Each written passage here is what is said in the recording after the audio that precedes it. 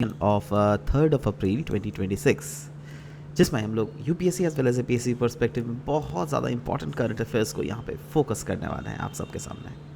सबसे पहले यहाँ पे करंट अफेयर्स हम लोग डिस्कस करेंगे।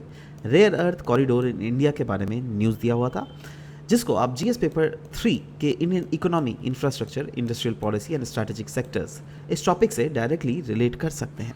नाउ इस टॉपिक में क्या बोला गया है दैट अनाउंस किया गया था बजट ऑफ 2026-27 में दैट इंडिया में रेयर अर्थ कॉरिडोर बनाया जाएगा। और ये रेयर अर्थ और कॉरिडोर कहाँ कहाँ रहेगा, देखो उड़ीसा से Andhra, Tamil Nadu, Kerala, right. So these are the 4 states जहाँ पे ये डेडिकेटेड रेयर अर्थ कॉरिडोर, मतलब देखो रेयर अर्थ कॉरिडोर मतलब कोई रास्ता नहीं बनाया जाएगा, ऐसा मत समझना, right. Corridor in the sense that in चारों रीजन्स में रेयर अर्थ को डोमेस्टिकली हम लोग बहुत ज़्यादा एक्सप्लोर करने वाले हैं, राइट। क्योंकि आपको पता है रेयर अर्थ मेटल्स जो है ना, ये दुनिया में सबसे ज़्यादा कहाँ पर एक्सट्रैक्ट किया जाता है?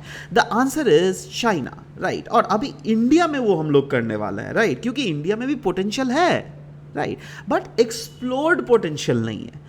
और रेयर अर्थ का अगर देख लीजिएगा, रेयर अर्थ मेटल्स जो है ना यूज कहाँ कहाँ होते हैं? इलेक्ट्रॉनिक्स में, renewable energy, electric vehicle, defence system. आप बताइए इन चारों सेक्टर में इंडिया का कितना ज्यादा जरूरत है रेयर अर्थ मेटल्स का, राइट। क्या हम लोग डिफेंस सेक्टर में आगे नहीं बन रहे हैं? मिसाइल्स हमें बनाना पड़ रहा है, हमें रडार्स बनाना पड़ रहा है, इलेक्ट्रिकल व्हीकल्स, आप देखो ना इलेक्ट्रिक व्हीकल्स के पीछे सरकार कितना ज़्यादा पुश कर रही है ना। Wind turbine, solar panels, smartphone, semiconductor and what not, ये सेक्टर पूरा ही बूम अप कर रहा है, right. So what are rare earth elements? Rare earth elements होते क्या है? देखो ये रेयर अर्थ एलिमेंट्स जो है ना, ये ग्रुप है 17 मेटालिक बेस्ड एलिमेंट्स का, जिसमें जो बेसिकली मैग्नेटिक, ल्यूमिनेसेंट और इलेक्ट्रोकेमिकल प्रॉपर्टीज से लैस होते हैं। ध्यान से देखिएगा, ये जो है ना, ये कहीं ना कहीं हम लोगों के लिए एज अ क्रिटिकल मिनरल का रोल प्ले करते हैं, क्योंकि क्रिटिकल मिनरल्स वो होते हैं जिनका बहुत ज़्यादा इंपॉर्टेंस होता है for economic as well as national security. और रेयर अर्थ एलिमेंट्स के बारे में पता है, आपने भी कभी ना कभी पढ़ा हुआ होगा। आप याद करो छोटे क्लासेस में जब हम लोग पीरियोडिक टेबल डिस्कस करते थे, वहां पर रेयर अर्थ मेटल्स के बारे में हम लोगों ने पढ़ा था, राइट। देखो ये पीरियोडिक टेबल डिस्कस करते थे ना, सो दीज आर, ये जो लैंथेनाइड्स है ना, can you see that these are rare earth metals, right. So ये चीज है ना। सो वही बोला गया तब रेयर अर्थ कॉरिडोर के बारे में हम लोग न्यूज है। तो रेयर अर्थ कॉरिडोर क्या है? ये ज्योग्राफिकली वैसे रीजन्स हैं जहां पे रेयर अर्थ मेटल्स को एक्सट्रैक्ट करने के लिए इंडस्ट्रीज को सेटअप किया जाएगा। तो यहां पे यही बोला गया एक इंटायर वैल्यू चेन, जिसमें mining, processing, refining, research and development और मैन्युफैक्चरिंग, इसको इंटीग्रेट करके ही बोला गया है दैट रेयर अर्थ को एक्सप्लोर करने की बात की जा रही है, राइट। सो ऑब्जेक्टिव्स क्या है इस कॉरिडोर का? देखो बहुत सारे वैरिड, मतलब यहाँ पे कोई एक ऑब्जेक्टिव होने से हो ना, यहाँ पे तो मल्टी वैरिड ऑब्जेक्टिव्स है, जिसमें आता है इकोनॉमिक ऑब्जेक्टिव। पहला इकोनॉमिक ऑब्जेक्टिव में अनडाउटेडली डोमेस्टिक प्रोडक्शन कैपेसिटी को हम लोग को इन्हांस करना है। हम लोग भी अभी चाइना के ऊपर ही डिपेंडेंसी होता है हमारा रेयर अर्थ मेटल के लिए, राइट। वो डिपेंडेंसी भी घट जाएगी, इससे हमारा मेक इन इंडिया को भी बूस्ट मिलेगा और हमारे देश में एडवांस्ड मैन्युफैक्चरिंग होगी। स्ट्रैटेजी किसका अगर ऑब्जेक्टिव देख लीजिएगा, इंपोर्ट को रिड्यूस कर रहा है, इंपोर्ट डिपेंडेंस को स्ट्रेंथन कर रहा है, क्रिटिकल मिनरल सिक्योरिटी को, और इन्हांस कर रहा है सेल्फ रिलायंट, दैट इज आत्मनिर्भर भारत के पोजीशन को कहीं ना कहीं इन्हांस कर रहा है।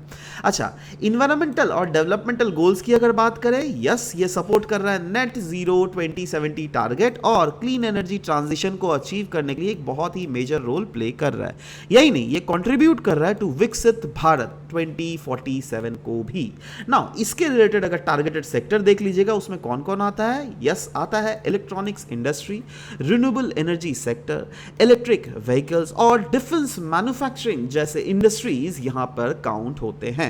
इसके कुछ कुछ इंपॉर्टेंट चैलेंजेस भी हैं, चैलेंजेस जैसे इन्वायरमेंटल कंसर्न्स। जी हाँ, देखो अब आप अगर निकालोगे, मतलब अगर माइनिंग ही तो करोगे ना, और माइनिंग के इंपैक्ट्स इन्वायरमेंट में क्या पॉजिटिव होता है क्या नेगेटिव, आपको पता ही है ना। टेक्नोलॉजिकल गैप्स है कहीं ना कहीं रिफाइनिंग में, हमारे पास उतने इनहांस टेक्नोलॉजी ही नहीं है जिससे क्या हम लोग इन मेटल्स को ईजिली हर जगह में प्रॉपरली रिफाइन कर सके, राइट। इनिशियल इन्वेस्टमेंट कॉस्ट बहुत ज़्यादा है और ग्लोबल कंपटीशन बहुत ज़्यादा है, स्पेसिफिकली चाइना, क्योंकि चाइना दुनिया का नंबर 1 प्लेयर है रेयर अर्थ मेटल में। पूरा दुनिया चाइना से इंपोर्ट करती है रेयर अर्थ मेटल्स।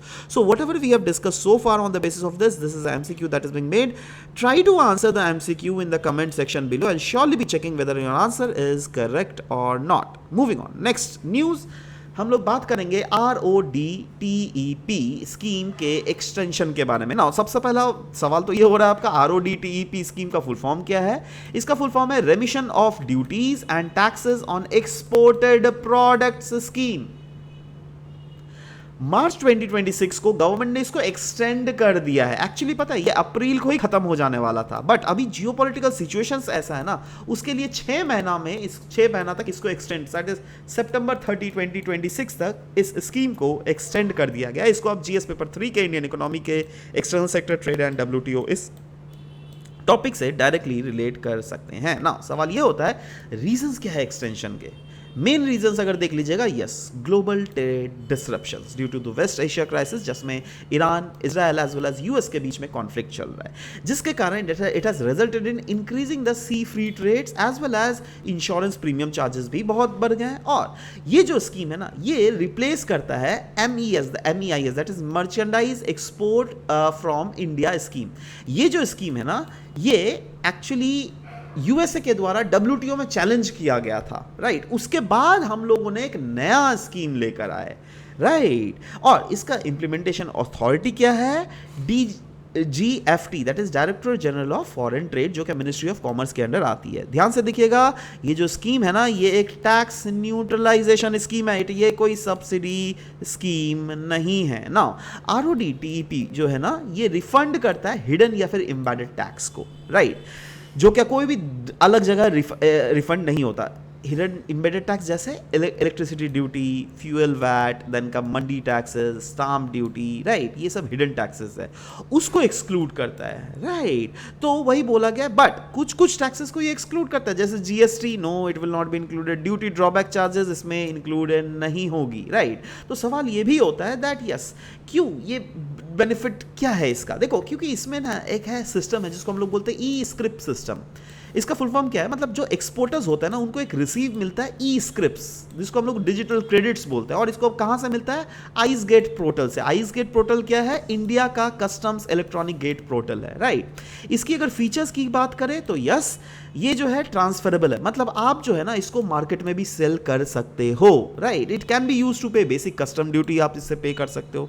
इसका वैलिडिटी जो है उसको that has been extended for 2 years। So on the basis of whatever we have discussed so far, let's discuss like in the comment section below that which will be the correct answer for this very MCQ, right? I hope that you can easily answer this very MCQ, and इसके PDF जो है नीचे comment section में description में लगा दिए जाएंगे, आप वहाँ से इस PDF को डाउनलोड भी कर सकते हो। This was all about the discussion. Thank you very much.